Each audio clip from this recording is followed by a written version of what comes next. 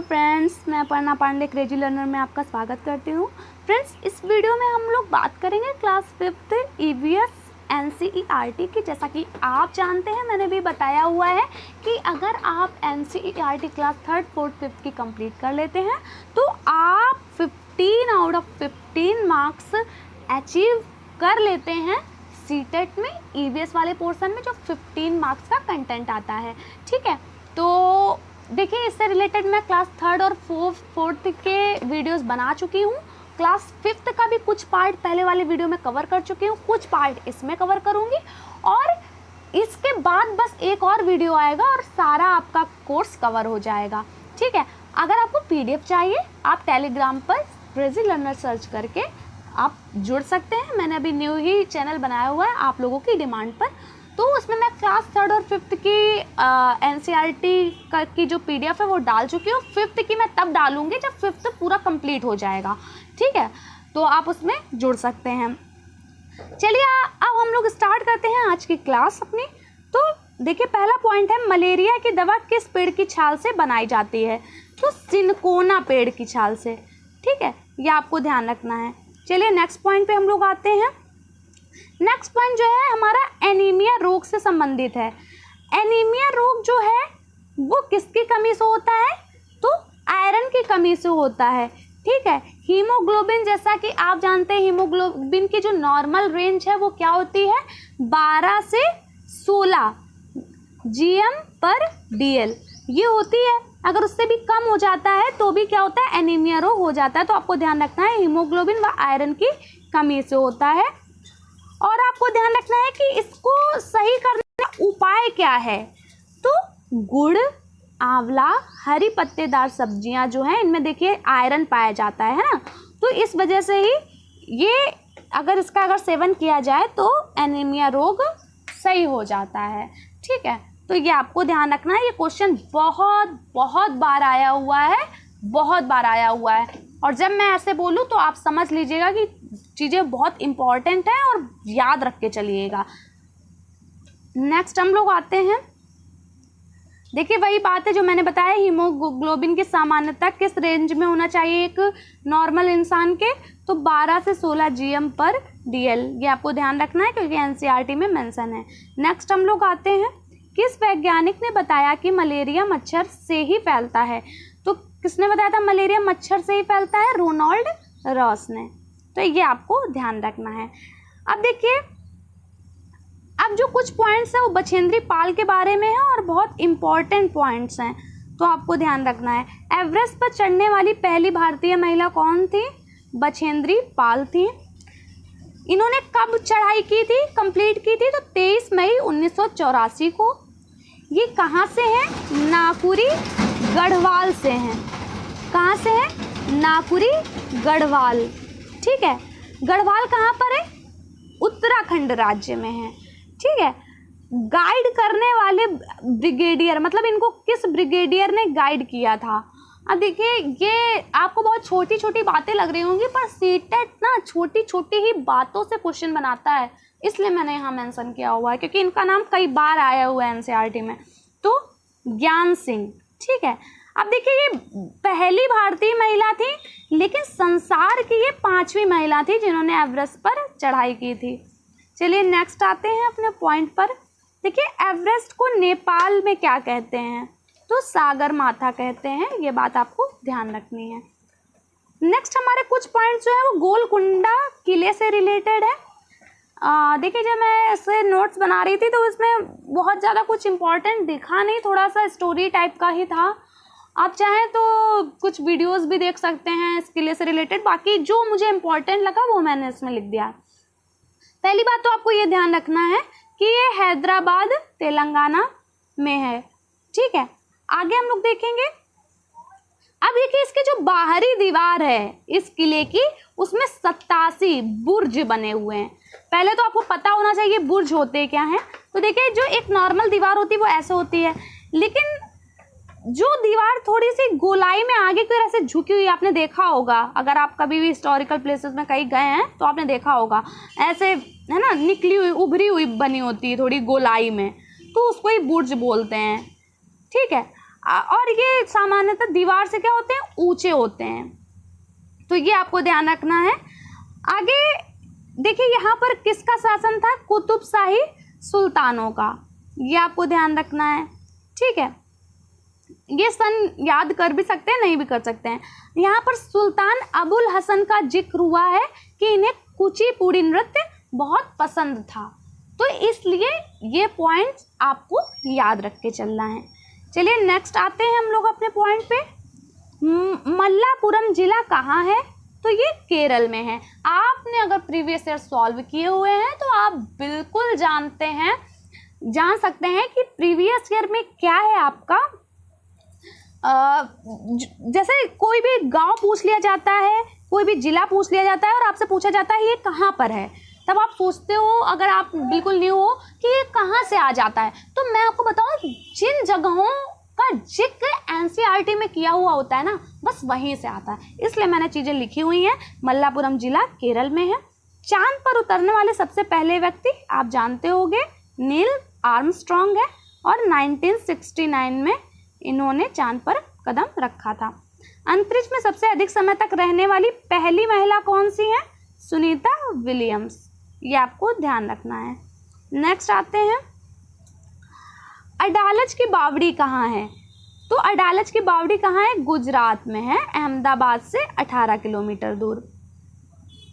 Next आते हैं, petroleum के बारे में देखिए थोड़ा जिक्र हुआ है, ये नॉर्मल अंडरस्टैंडिंग वाली बातें आपको पता होंगी कि एक गाढ़ा काले रंग का बदबूदार पदार्थ होता है, इससे ही पेट्रोल, डीजल, केरोसिन और मोम ये सब चीज़ें बनाई जाती हैं, ये आपको पता होगा। ठीक है, बस इन्हीं का जिक्र हुआ है। और सीएनजी का जिक्र हुआ है। सीएनजी जो कॉम्प्रेस नेचुरल गैस है, ये पेट्रोलियम पदार्थ जो होते हैं ऐसे पेट्रोल, डीजल, इनकी अपेक्षा कम धुआं करती है, इसका भी थोड़ा जिक्र हुआ है, तो आप ये समझ सकते हैं। नेक्स्ट जो हमारे पॉइंट्स हैं वो लद्दाख से रिलेटेड हैं और बहुत इंपॉर्टेंट पॉइंट्स हैं। देखिए लद्दाख जो है वो हमारा ठंडा रेगिस्तान है, पहले तो आपको ये याद रखना है, ठंडा रेगिस्तान है। ठीक है, क्योंकि जैसे कुछ लोगों के वो यही सोचते होंगे कि रेगिस्तान सिर्फ गर्मी होता है, तो आपको ये ध्यान रखना है कि लद्दाख ठंडा रेगिस्तान है और यहाँ पर पत्थर के घर होते हैं। ठीक है, पत्थरों को काट कर घर बनाए जाते हैं प्रायः, और यहाँ पर जो छत होती है घरों की वो लकड़ी की होती है, जैसे मोटे तने जो होते हैं ना पेड़ के, उनसे ही छत बना दी जाती है। फर्श भी यहाँ लकड़ी की बनी होती है, तो ये आपको ध्यान रखना है। यहाँ प्रायः लोग घर के नीचे की मंजिल पर ज़रूरत का सामान रखते हैं तथा ऊपर की मंजिल पर रहते हैं। ठीक है, ये भी आपको ध्यान रखना है। जैसे मान लीजिए 2 मंजिल का घर है, तो जो नीचे वाली मंजिल है इसका यूज किस में करेंगे, जानवरों से रिलेटेड जो भी सामान है उसको रखने में, घर का सामान है उसको रखने में, है ना, और ऊपर वाली मंजिल में रहेंगे। तो ये आपको ध्यान रखना है। और ये क्वेश्चन आया हुआ है कि बताइए लद्दाख के विषय में निम्न में से कौन सा कथन सही है, फिर आप कंफ्यूज हो जाओगे अगर आप ये सारे पॉइंट्स याद नहीं रखोगे। और अगर मैं बताऊँ ना आपसे, तो देखिए पीडीएफ तो मैं आपको दे दूंगी, पर कुछ फ़ायदा नहीं होता है, मतलब मेरे हिसाब से जो मैंने किया, हो सकता है आप इससे एग्री ना करते हो, पर देखिए पीडीएफ क्या है, वो सिर्फ आप देख रहे हो, लेकिन जब वीडियो में हम लोग देखते और सुनते दोनों चीज़ें करते हैं ना, तो वो चीज़ें हमें ज़्यादा याद होती हैं, है ना। अब देखिए पीडीएफ में क्या है, पीडीएफ में हो सकता है आप कम समय में रिवाइज कर लो, पर क्या आप इतना समय के पंक्चुअल हो, इतना समय बचाते हो, आप खुद अपने आप से पूछिए। तो ज़रा सा वीडियो देखने में आप क्या समय बचा लेंगे। ठीक है, तो मेरा यही कहना है कि आप 2 से 3 बार वीडियो अगर देख लेते हैं सीटेट से पहले, आपको कोई भी नोट्स पढ़ने की ज़रूरत नहीं, कुछ भी नहीं, आप माइंड में स्टोर करना सीखिए, अपने फ़ोन की मेमोरी में नहीं। ठीक है, बाकी हो सकता है सब बातें बुरी लग रही हूँ, मतलब ठीक है, चलिए आगे बढ़ते हैं हम लोग। यहाँ पर जो है मिट्टी व चूने से पुताई की जाती है घरों में, लद्दाख में, है ना, तो ये बातें आपको ध्यान रखनी है। आगे देखते हैं हम लोग, चांगपा जनजाति कहाँ पाई जाती है मुख्यतः, तो ये लद्दाख में पाई जाती है, ये बात आपको ध्यान रखनी है, क्वेश्चन आया हुआ है। चांगपा खास तरह की बकरियां पालते हैं जिनके बालों से दुनिया की मशहूर पश्मीना ऊन बनती है। आपसे पूछ लिया जाएगा कि पश्मीना जो बकरियां हैं वो कौन सी जनजाति पालती है, तो चांगपा जनजाति पालती है, लद्दाख में पाई जाती है। अब देखिए ये जो जनजाति है ना, ये 5000 मीटर की ऊंचाई पर पाई जाती है और वहाँ का जो मौसम होता है वो बहुत ही ठंडा होता है, कभी कभी पारा 0 डिग्री सेंटीग्रेड से नीचे भी चला जाता है। और यही मौसम जो है इन्हीं बकरियों के लिए अनुकूल होता है। ठीक है, तो ये आपको ध्यान रखना है। बाकी तो आपको पता ही है कि जो ज़्यादातर जनजातियाँ होती हैं वो घुमंतू होती हैं, मतलब कुछ समय अपना रही एक जगह पर, फिर उसके बाद अपना सारा सामान उठाया, टेंट लगाया, दूसरी जगह पर चली गई। तो ये सब बातें नॉर्मल हैं, आपको पता होंगी। चलिए नेक्स्ट बढ़ते हैं हम लोग। नेक्स्ट जो हमारा पॉइंट इन्हीं के बारे में बताया गया है कि जो एक पश्मीना शॉल है वो 6 सामान्य शॉलों के बराबर होती है। मतलब तब उतनी गर्मी लगेगी। समझे, आप समझ सकते हैं पश्मीना शॉल कितनी गर्म होती है, तभी इसकी इतनी वैल्यू है। अब इनका जो बाल होता है ना, वो जो पश्मीना बकरियां होती हैं बहुत पतला होता है। मतलब आपके 6 मतलब जो यही बकरियां हैं इनके 6 बाल लिए जाएं और आपका 1 बाल लिया जाए तब बराबर आएगा। आप समझ सकते हैं कि ये 6 गुना पतले होते हैं हम लोगों के बालों से, है ना। अब देखिए यहाँ ये जो शॉल है ये 250 घंटे बुनाई से एक शॉल तैयार होती है। अगर बुनकर बुनाई करे तो कम से कम 250 घंटे लगते हैं। ठीक है, और क्या है कि ये जो है मशीनों से नहीं बनाई जाती हैं, इसका भी जिक्र हुआ है एनसीईआरटी में। चलिए आगे देखते हैं, चांगपा जनजाति से ही संबंधित है। चांगपा जनजाति तिकोने टेंट में रहती है। ठीक है, जो कि याक के बालों से बने होते हैं। इन्हें क्या बोलते हैं? रेबो कहते हैं। ये क्वेश्चन आया हुआ है, रेबो क्या है? तो याक के बालों से बना टेंट है जो कि चांगपा जनजाति के लोग बनाते हैं और उसमें रहते हैं।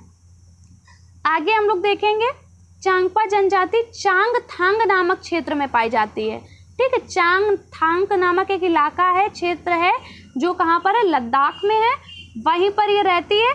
और चांगपा लोगों की भाषा में चांगथांग का क्या अर्थ है? ऐसी जगह जहाँ बहुत कम लोग रहते हैं, ये अर्थ है चांगथांग का। ये आपको ध्यान रखना है। आगे, ऊंचाई में जाने पर ऑक्सीजन की मात्रा में कमी आती है। आपसे ऐसे स्टेटमेंट्स में पूछा जा सकता है, इसलिए मैंने ये लिख दिया है। आपको ये नॉर्मल सी बात है, पता होगी। जैसे कि जो भी हमारे एवरेस्ट में या कहीं पर भी जो चढ़ने जाते हैं लोग, वो क्या करते हैं? आपने देखा होगा कि सिलेंडर जो ऑक्सीजन का है वो लेके जाते हैं या वैसी ड्रेस पहनते हैं, वो तो उसका भी एक रीज़न है अलग, है ना। तो आपको बस इतना नॉर्मल समझना है कि ऊपर जाने पर क्या होता है? ऑक्सीजन की मात्रा में कमी आती है। नेक्स्ट हम लोग देखते हैं हमारा पॉइंट क्या है।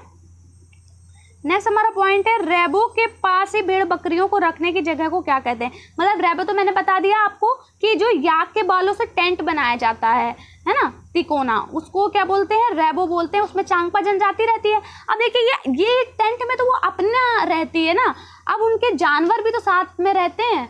तो जो जानवर साथ में रहते हैं, भेड़ बकरियां, तो उनको रखने वाली एक स्पेशल जगह वो अपने ही टेंट के पास में बनाते हैं, रेबो के पास में, उसको लेखा बोलते हैं। ठीक है, तो ये भी बात आपको ध्यान रखनी है। सब पॉइंट आप ये बिल्कुल ही मत सोचिए कि इम्पोर्टेंट नहीं है। ठीक है, क्योंकि क्वेश्चन आते हैं। ठीक है, आपको ध्यान रख के चलना है। आगे देखते हैं हाउस बोट के बारे में, कई बार क्वेश्चन आया हुआ है। ठीक है, हाउस बोट तो यह लकड़ी का घर होता है जो हमेशा पानी में तैरता रहता है।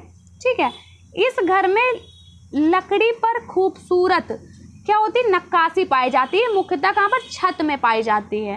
ठीक है, और वैसी एक नक्काशी का नाम है खत्म बंद। ठीक है, तो आपको ये ध्यान रखना है कि खत्म बंद क्या है? लकड़ी की नक्काशी है जो कि हाउस बोट्स की छत में होती है। क्या बोलते हैं इसे? खत्म बंद। ठीक है, ये आपको ध्यान रखना है। ये देखिए हाउस बोट जो है वो 80 फुट तक लंबे होते हैं और ये मुख्यतः कश्मीर और केरल में पाए जाते हैं। चलिए नेक्स्ट इन्हीं के बारे में पॉइंट्स जानते हैं। कश्मीर में बाहर की तरफ उभरी जालीदार खिड़कियां पुराने घरों में पाई जाती हैं जिन्हें डब कहते हैं। आपसे पूछ लिया जाएगा डब क्या है, 4 ऑप्शन दे देगा और बहुत कंफ्यूज करेगा, तो आपको ध्यान रखना है डब क्या है। कश्मीर में जो पुराने घर हैं उनमें जालीदार खिड़कियां होती हैं। ठीक है, जिन्हें क्या बोलते हैं? डब बोलते हैं। ये उभरी हुई होती हैं। आगे देखेंगे बकरवाल जनजाति मुख्यतः कहाँ पाई जाती है, ये भी आपको ध्यान रखना है। जम्मू कश्मीर में ये भी बड़ी भेड़ बकरियाँ पालते हैं। तो आई होप आपको मैंने जो भी समझाया है वो बातें बहुत अच्छे से समझ में आई होंगी।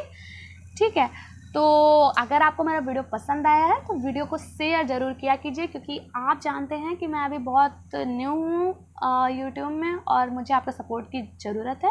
वीडियो को ज़्यादा से ज़्यादा शेयर करें, कमेंट ज़रूर किया कीजिए। और देखिए, आप बिल्कुल भी टेंशन मत लीजिए, मैं EVS का एक और पार्ट लाके जल्दी से आपका जो 15 मार्क्स आपके सिक्योर करा दूँगी। उसके बाद मैं जस्ट क्या करूँगी, आपको जो भी मैराथन है जल्दी जल्दी कंप्लीट करा दूँगी। और उसके बाद आप मैथ की टेंशन मत लीजिए, किसी चीज़ की टेंशन मत लीजिए।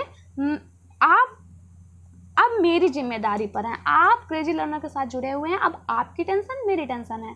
ठीक है, ये आपका चैनल है, तो आपको बिल्कुल भी टेंशन लेने की ज़रूरत नहीं है। और बस मेरे साथ बने रहिए और जो भी मैं वीडियोस डाल रही हूँ उनको देखिए ज़रूर। ठीक है, बस इसी के साथ मिलते हैं। चलिए हम लोग अपने नेक्स्ट वीडियो में, तब तक के लिए धन्यवाद।